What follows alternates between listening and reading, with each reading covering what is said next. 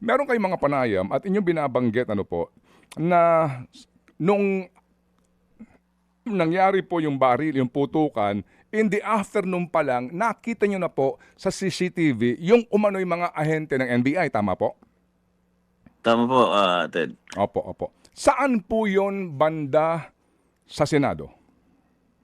Marami pong area, Ted, na-observe namin na may presence ng armed individuals. At nakikita namin sa CCTV namin.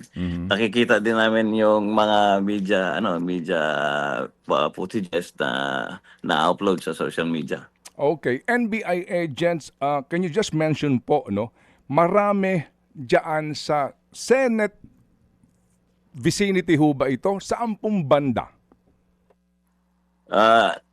Kung i-describe ko, Ted, yung kinalalagyan nila doon sa pinuntahan namin na area, no? Ito po ay labas ng building pero nasa ledge po ito. Alam niyo po sa building, 'di ba, sa side. Doon po nakalagay yung mga makina ng split type aircon. Doon po namin sila nakikita. Okay. Opo, nakikita niyo po sila doon sa mga lugar na ito through CCTV, including ho ba doon po sa area kung saan po nangyari yung pong putukan? Tama po, nakikita po namin. As early as what time po ito? Kung hindi ako nagkakamali, Ted, mga more or less starting 6 o'clock, napapansin na po namin na nag-occupy na po sila ng mga area na na pasok na po sa side ng Senate. Papasok, as in papasok. Kasi pasok na po sa area yung kanilang pinagkapwestuhan. Pasok na ho sa inyong jurisdiction. Tama po. Okay. Although hindi ito inside the building, but yung ledge po, Okay. kasama na po sa area ng Senado. Did you care to call their director to inform him of the presence of his agents? Alam nyo, Ted, yun po ako nagtataka, kasi si Director Matibag, meron naman siyang number sa akin, di ba? Hindi naman po kami ang pumunta dyan sila ang pumunta rito.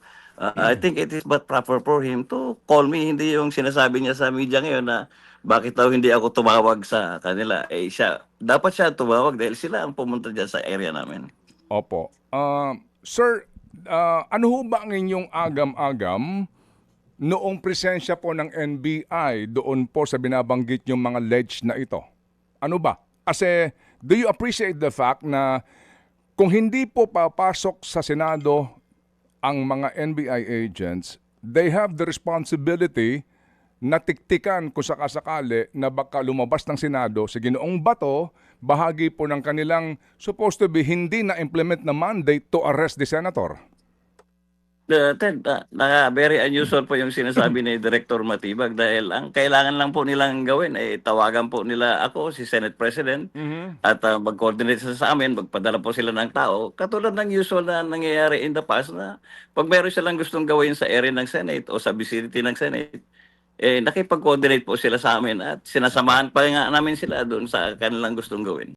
Mga kapatid, patuloy po kayong tumutok sa 105.9 True FM para sa totoong balita, impormasyon, music and entertainment. Mag-subscribe sa aming YouTube channel at podcast at sundan nyo kami sa Facebook, Instagram, X at TikTok sa True Network PH. Bisitahin din po ang aming official website, truefm.ph. At panoorin din kami sa True TV Signal, Channel 19. Kami po ang 105.9 True FM.